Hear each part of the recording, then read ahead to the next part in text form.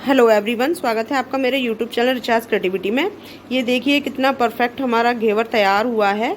और सावन का महीना हो, ऊपर से हमारे रक्षाबंधन का त्यौहार आने वाला हो और घेवर ना हो, ऐसा हो ही नहीं सकता। घेवर हमने पिछली बार भी आपको बताया था कि किस तरीके से हमने बनाया था। मैं दोनों तरीके बताऊंगी, पिछली बार वाला भी और अब का भी, यानी कि भगोने में भी बताऊंगी और ये छोटे स्टैंड वाला भी मैं बताऊंगी जो कि कढ़ाई में तैयार किया गया है। किस तरीके से बनाया है, क्या क्या सामान लिया है और कितना टाइम लगा है। तो चलिए वीडियो को स्टार्ट करते हैं और बनाते हैं अपना परफेक्ट घेवर। घेवर बनाने के लिए मैंने यहाँ सबसे पहले एक खाली बर्तन लिया है जो थोड़ा सा बड़ा है, और इसमें मैंने यहाँ पर ये लगभग चौथाई कप मेरा घी है। और अगर हम इसे चम्मच के हिसाब से देखते हैं तो ये 2.5 से 3 चम्मच देसी घी लिया है। और ये थोड़े से आइस क्यूब लिए हैं।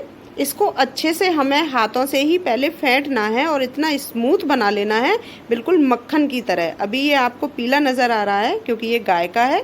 और जब हम इसको अच्छे से हाथों से मलते जाएंगे इस तरीके से, तो ये बहुत ही ज़्यादा सॉफ्ट हो जाएगा और साथ में इसका कलर जो है वो वाइट हो जाएगा, बिल्कुल मक्खन की तरह। जैसे कि ये आप देख रहे हैं, ये बहुत सॉफ्ट हो गया है, बहुत ही ज़्यादा सॉफ्ट हो गया है, एकदम मक्खन की तरह।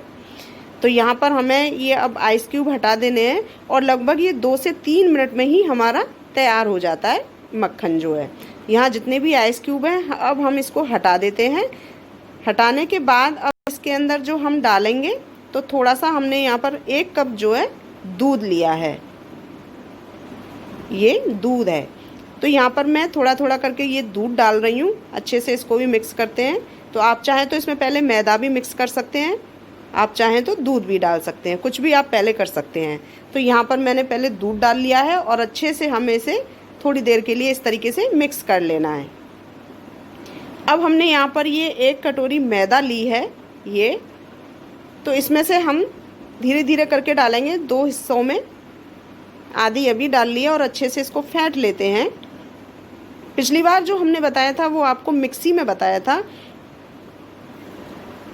ये हमने मैदा को घोल लिया है, बची हुई मैदा और है हमारी आधी कटोरी, उसको भी हम घोल लेते हैं अच्छे से। बस इसमें लम्स ना हो और इसका घोल जो है पतला तैयार होना चाहिए। ये दूध जो है हमारा, इसको भी हमने डाल दिया। थोड़ा सा और बचा है, इसे अभी बाद में डालेंगे और अच्छे से फिर से फेंट लेते हैं। अगर आपको लगता है हाथों से जल्दी नहीं हो रहा है या लम्स नहीं जा रहे हैं, तो आप इसी बैटर को पूरे को मिक्सी में डाल लें और थोड़ी देर के लिए, कुछ सेकंड्स के लिए इसको चला लें, तो लम्स नहीं रहेंगे उसमें। इस तरीके से हम इसको अच्छे से फेंट लेते हैं। हाथों की बजाय आप इससे आप इसको फेंट सकते हैं, चम्मच से भी फेंट सकते हैं। अब हमें इसमें पानी की आवश्यकता है, तो धीरे धीरे करके हम इसमें पानी डालेंगे। पानी की जो क्वांटिटी होती है वो अच्छी खासी होती है इसके अंदर, क्योंकि ये बैटर जो है हमें बिल्कुल भी गाढ़ा नहीं चाहिए, ये पतला ही चाहिए हमें, क्योंकि तभी जालीदार और एकदम करारा घेवर हमारा तैयार होता है। दूसरी बात, हम यहाँ पर एक चीज़ का और ध्यान रखना है हमें कि ये जो घोल है ठंडा होना चाहिए, बिल्कुल भी गर्म नहीं होना चाहिए। ये रूम टेम्परेचर पर नहीं होना चाहिए, इस चीज़ का ध्यान रखना है। तो यहाँ पर हमने पूरा 1 कप पानी डाल दिया है, साथ में थोड़ी सी हमने यहाँ केसर के दाने भी डाल दिए हैं इसके अंदर, ताकि इसका फ्लेवर अच्छा आए और रंग भी अच्छा आए। और इसे फिर से घोल लेते हैं। ये हमारा बिल्कुल घुल चुका है, लेकिन अभी गाढ़ा है, तो हम इसमें बिल्कुल चिल्ड वाटर जो है ले रहे हैं और इसके अंदर डाल रहे हैं। अब ये देखिए घुलने के बाद ये इस तरीके से हो चुका है हमारा। इतना पतला घोल है, लेकिन अभी इसके अंदर थोड़ा सा पानी और डलेगा हमारा, लगभग आधा गिलास। तो हम पानी इसमें अभी और डालेंगे। तो अभी इसको हम थोड़ी देर के लिए फ्रिज में रेस्ट करने के लिए रख देते हैं, ताकि ये ठंडा ही बना रहे। दूसरी तरफ हमने यहाँ पर ये कढ़ाई ली है और एक इस तरीके से ये रिंग ली है मैंने, घेवर रिंग जो है, आप ये ले सकते हैं। और इसको हम जो है एक कढ़ाई के अंदर रख देते हैं। साथ ही साथ अगर आप भगोने में बनाना चाहें तो एक भगोना भी ले सकते हैं, मैं आपको वो भी दिखाऊंगी। बीच में ये रिंग डाल देते हैं कढ़ाई के अंदर, और हमारा जो ऑयल है या घी जो भी है उसको बहुत गर्म करना है हमें, वो ठंडा बिल्कुल भी ना हो, हमें बहुत गर्म रखना है उसको। और फ्रिज में से निकालने के बाद बैटर को हम यहाँ पर आइस क्यूब डाल लेते हैं एक बर्तन में और चिल्ड वाटर डाल देते हैं। ये ठंडा होना बहुत ज़रूरी है क्योंकि घी हमारा बहुत गर्म होता है और ये ठंडा होना ज़रूरी है। तो वापस हम फ्रिज में से निकाल करके लाए हैं, इसको ठंडा ही रहना चाहिए, इसलिए हमने इसको ठंडे उसमें रखा है एक बर्तन में।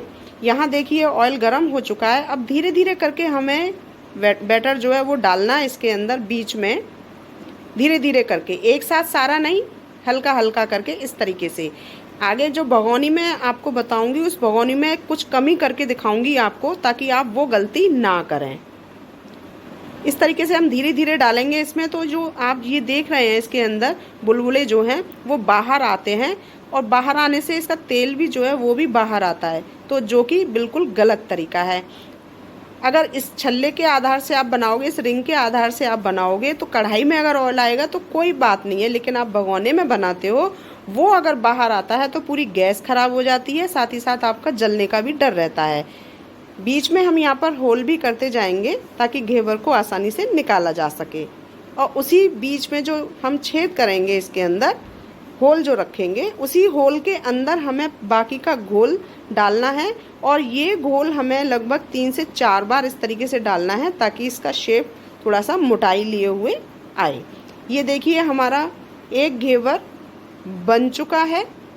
ये इस तरीके से अभी हम आपको दिखा रहे हैं, बीच में अभी हल्का सा कच्चा है, इसलिए थोड़ा सा और छोड़ देते हैं। तो अब ये अच्छे से पक चुका है।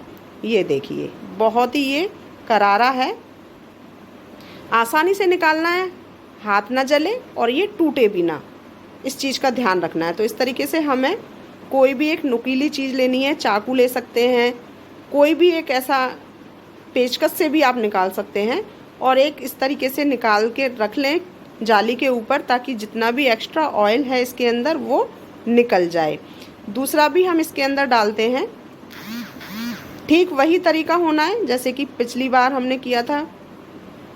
पिछले घेवर को बनाने में धीरे धीरे करके डालना है, बीच में एक होल करते जाना है। और मैं आपको एक भगोनी में भी अभी दिखाती हूँ, क्या गलती नहीं करनी ये भी आपको दिखाऊंगी। बीच में ये होल करना है, फिर इसी होल के अंदर ही हमें घोल डालना है, चारों तरफ नहीं डालना। ये देखिए यहाँ भगोनी का भी मेरा देसी घी है, ये बिल्कुल अच्छे से गर्म हो चुका है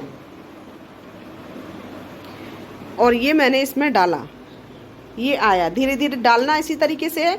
अगर आप एक साथ सारा घोल डाल दोगे 1 चम्मच का, तो ये देखिए बाहर आएगा। अभी अब मैं आपको एक गलती करके दिखाती हूँ। इस तरीके से धीरे धीरे करके डालना है हमें।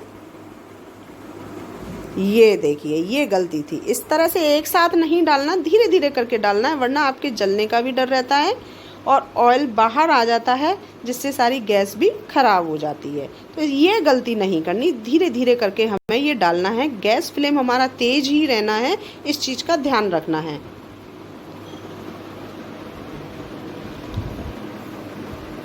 यहाँ पर भी हमें 4 से 5 बार डालना है, यानी 4-5 चम्मच घोल हमें डालना है, ताकि इसकी मोटाई अच्छे से आ सके। इस तरीके से हमें सारे घेवर इसी तरीके से हमें तैयार कर लेने हैं।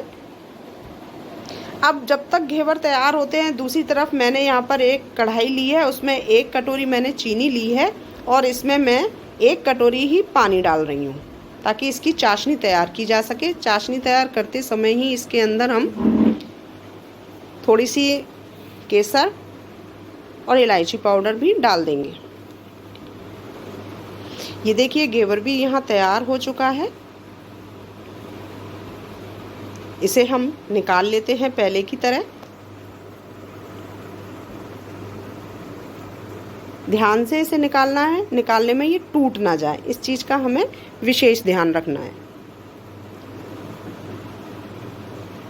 यह चाशनी तैयार हो चुकी है। हमें चाशनी गाढ़ी नहीं करनी, बिल्कुल हल्की रखनी है, बस चीनी घुल जाए इतनी। तो ये घेवर हमारे तैयार हो चुके हैं और हमने सारे घेवर एकदम परफेक्ट बनाए हैं। अब यहाँ हमने मावा लिया है, इस मावा को हमने थोड़ा पतला कर लिया है, इसमें दूध डाला है, केसर डाल दी है थोड़ी सी, और यहाँ पर 2 चम्मच मैंने चीनी भी डाल दी थी, और साथ में ये चाशनी ली है। अब एक एक करके हम सभी घेवर को जो है इसमें चाशनी में लगाते जाएंगे और ऊपर से मावा लगाते जाएंगे। तो ये हम पहला घेवर लेते हैं, इस पर थोड़ी सी चाशनी लगाते हैं। आप 2 या 3 चम्मच, जितना मीठा चाहें उतना कर सकते हैं। एक बात और बताऊं मैं आपको कि अगर आप बिना चाशनी लगाए इसको रख देते हैं तो ये बाहर बहुत आसानी से काफ़ी समय तक इसी तरह से क्रिस्पी बना रहता है, लेकिन अगर आप चाशनी लगा देते हैं तो थोड़ा और कम समय लेता है, और अगर इसमें मावा लगा देते हैं तो ये बहुत जल्दी सॉफ्ट हो जाता है। इसलिए आप जब खाएं तभी अगर मावा या चाशनी लगाएं तो ज़्यादा अच्छा रहेगा। तो यहाँ पर हमने ये सारे घेवर इसी तरीके से तैयार कर लिए हैं। थोड़ी सी ड्राई फ्रूट्स लिए हैं, यहाँ पर मैं काजू ले रही हूँ, बादाम ले रही हूँ और थोड़े से पिस्ते ले रही हूँ। इस तरीके से आप इसको सजा सकते हैं। तो आप घर में ही घेवर बनाइए, बहुत आसानी से हमारा घेवर तैयार हो जाता है, इसमें कोई ज़्यादा प्रॉब्लम ही नहीं है। पिछली बार मैंने जो वीडियो बनाई थी लास्ट ईयर, तब उसमें मैंने एक भगोने में ही लिया था, तो मैंने आज आपको भगोने वाला भी और ये स्टैंड वाला भी दोनों ही एक साथ दिखाए हैं। तो आप घर पर ही बनाइए। जो समय हमारा इस समय कोरोना काल चल रहा है, तो वहाँ पर हम मार्केट से लेकर के आएँ, उससे अच्छा है कि घर में ही हम बहुत अच्छा और बहुत ज़्यादा क्वांटिटी में घर में आराम से बना सकते हैं। तो आप इस तरीके से घेवर घर में बनाइए और देखिए कितना सारा घेवर तैयार होता है और कितना अच्छा घेवर तैयार होता है। और सबसे बड़ी बात है खुद की मेहनत का, और अगर मेहनत है तो वहाँ पर स्वाद भी बहुत ज़्यादा आता है। आप बनाइए, खाइए, खिलाइए, और रक्षाबंधन का पर्व है उसे खुशी के साथ मनाइए। अगर वीडियो पसंद आए तो लाइक ज़रूर कीजिएगा, शेयर भी कीजिएगा, और पहली बार चैनल पर आए तो मेरे चैनल को सब्सक्राइब ज़रूर कर लें। Thank you.